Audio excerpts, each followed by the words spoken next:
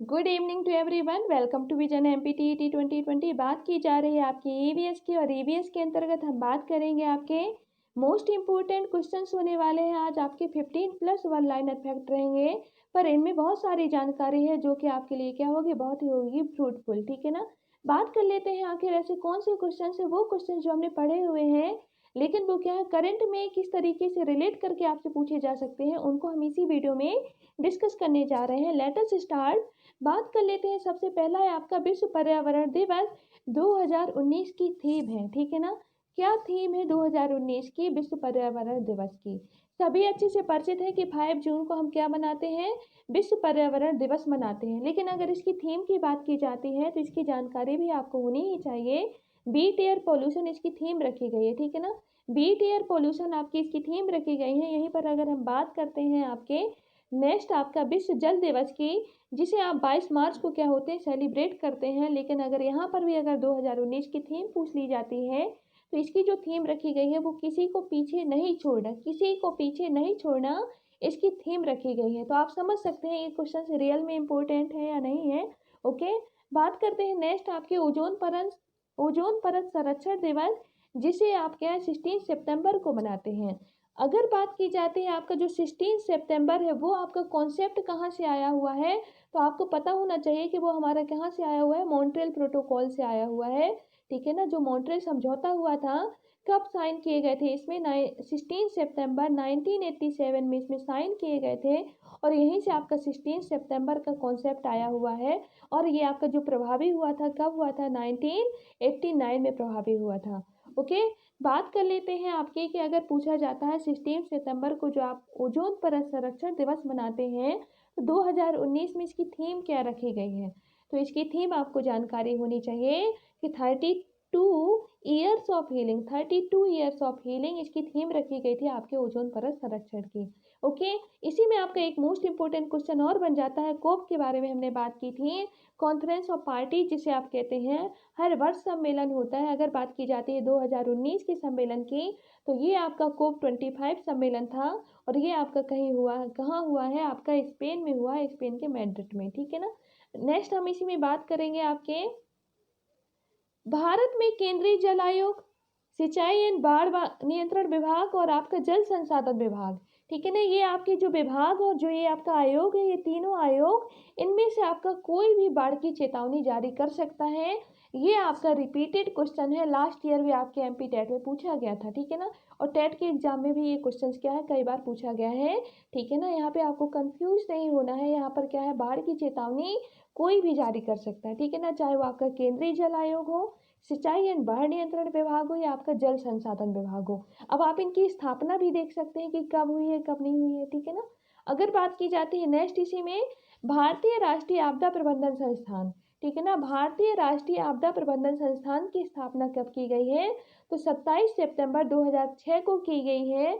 और आपदा प्रबंधन संस्थान ये जो संस्थान की स्थापना की गई किस एक्ट के तहत की गई है, तो आपका ये एक्ट था 2005। ठीक है ना। ये आपके एमपी बोर्ड की बुक में ही दिया हुआ है और एनसीईआरटी बोर्ड की बुक में दिया हुआ है ये आपके फैक्ट। ठीक है ना। डेट भी आपके उसी में दी हुई है। अगर वहीं पर बात कर ली जाती है आपके भारतीय वन प्रबंधन संस्थान की स्थापना कब की गई, तो 1978 में की गई है। और आपकी ये कब की गई है, 1978 में स्वीडिश जो कंपनी थी, किस कंपनी की मदद से की गई है, तो स्वीडिश कंपनी की मदद से की गई। कहाँ पर की गई है, अहमदाबाद, जो कि आपका गुजरात में है। ठीक है ना। अगर बात की जाती है आपके एमपी में, तो सभी अच्छे से जानना चाहिए यहाँ पर कि एमपी के भोपाल में भी वन प्रबंधन संस्थान की स्थापना, ठीक है ना, अहमदाबाद जो है आपका, उसी की मदद से ही की गई थी केंद्र सरकार के द्वारा। ठीक है ना। अब ये कब की गई थी भोपाल में, तो ये आपका 1984 में की गई थी। और आप इसको रिलेट कर सकते हैं, जो आपके क्या है, भोपाल गैस त्रासदी हुई थी 1984 में ही हुई थी। ठीक है ना। 3 दिसंबर 1984 एमआईसी की वजह से, मिथाइल आइसोसाइनेट की वजह से हुई थी। आप इसको यहाँ से याद कर सकते हैं कि भोपाल में वन प्रबंधन संस्थान की स्थापना भी इसी डेट पर हुई थी। ठीक है ना, 1984 पर। अगर बात की जाती है आपके नेक्स्ट इसी में पारिस्थितिकी स्थायी मितव्ययिता जो नारा है वो किससे संबंधित है, ठीक है ना। तो ये जो आपका संबंधित है वो है आपका चिपको आंदोलन से। सभी जानते हैं चिपको आंदोलन के बारे में, लेकिन अगर इससे रिलेटेड कोई नया क्वेश्चन जनरेट हो रहा है वो है आपका पारिस्थितिकी स्थायी मितव्ययिता जो नारा दिया गया है इस आंदोलन में, वो आपके चिपको आंदोलन में ही दिया गया है। इसकी जो स्टार्टिंग हुई है वो कब हुई है, 1974 में हुई है, और ये आप सभी जानते हैं कि उत्तराखंड के रैनी गांव से हुई है, ठीक है ना। अगर लेकिन बात की जाती है इसके संबंधित व्यक्ति के नाम अगर पूछे जाते हैं वो कौन कौन से थे, तो सभी परिचित है, सुंदरलाल बहुगुणा, सुंदरलाल बहुगुणा से सभी परिचित हैं, लेकिन गौरा देवी और आपके चंडी प्रसाद भट्ट भी आप लिख सकते हैं, इसमें क्या है, चंडी प्रसाद भट्ट।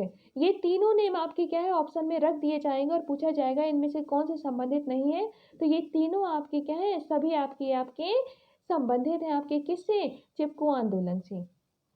अगर बात की जाती है चिपको आंदोलन का जो सूत्रपात हुआ, एक्चुअली जो रियल सूत्रपात हुआ है, ठीक है ना, ये तो आधुनिक युग में हम इसको चिपको आंदोलन कह रहे हैं और 1974 इसकी डेट है, लेकिन वास्तव में इसका जो सूत्रपात हुआ वो 1731 से हुआ है, 1731 जिसे आप कहेंगे वहाँ से हुआ है, ठीक है ना। आखिर वहाँ पे क्या हुआ, उस टाइम पे क्या था रियल में वहाँ पर ये था कि जो राजस्थान के उस समय के राजा थे अजीत सिंह, उन्होंने क्या किया, उन्होंने पेड़ों की कटाई करना स्टार्ट किया।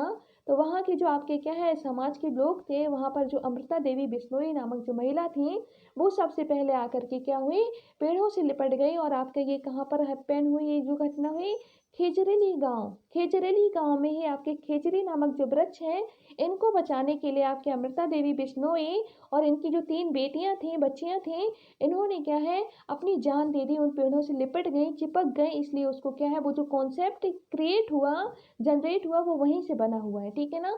आपके 1731 से स्टार्ट हुआ है और आपके आधुनिक युग में क्या है, ये आपका चल रहा है चिपको आंदोलन 1974 उत्तराखंड से, ठीक है ना। और अगर बात की जाती है राजस्थान सरकार की, तो आज भी आपके अमृता देवी बिश्नोई पुरस्कार क्या हुआ है, दिया जाता है, ठीक है ना, वृक्षों के सुरक्षा के लिए, ठीक है ना, वन बचाओ आंदोलन के लिए। नेक्स्ट हम इसी में बात करेंगे कि समुद्र का वर्षा वन कहा जाता है। समुद्र का वर्षा वन कहा जाता है, किसको कहा जाता है, तो प्रवाल, ठीक है ना, कोरल, जो आपके अंडमान निकोबार, ठीक है ना, और जो आपकी कच्छ की खाड़ी, ठीक है ना, ये सारी जगह क्या होते हैं, पाए जाते हैं, ठीक है ना। तो आपका अगर पूछा जाता है समुद्र का वर्षा वन कहा जाता है, किसको कहा जाता है, तो वो प्रवाल जिसे आप कोरल कहते हैं, ठीक है ना। नेक्स्ट हम बात करेंगे विश्व का सबसे बड़ा ग्रेट बैरियर रीफ कहाँ पाया जाता है, तो आपको जानकारी होनी चाहिए, ऑस्ट्रेलिया में पाया जाता है, ठीक है ना। नेक्स्ट है आपका राष्ट्रीय प्रवाल भित्ति अनुसंधान केंद्र कहाँ पर है, पोर्ट ब्लेयर, जो आपका क्या है, पोर्ट ब्लेयर में है, ठीक है ना। ये भी आपको थोड़ी सी जानकारी होनी चाहिए अनुसंधान केंद्र से रिगार्डिंग, ठीक है ना। नेक्स्ट हम बात करते हैं आपके सर्वाधिक आर्द्र भूमि वाला जो देश है, अगर देश की बात की जाती है वो आपका क्या है, बोल्विया है। अगर वहीं पर बात की जाती है नेक्स्ट आपके भारत में सर्वाधिक आर्द्र भूमि वाला राज्य अगर पूछ लेता है तो वो आपका क्या है, गुजरात है, ठीक है ना। इस तरीके से आपके ये मोस्ट इंपोर्टेंट क्वेश्चन क्या कवर किए हैं हमने, बात करेंगे हम नेक्स्ट वीडियो में। Thank you to all.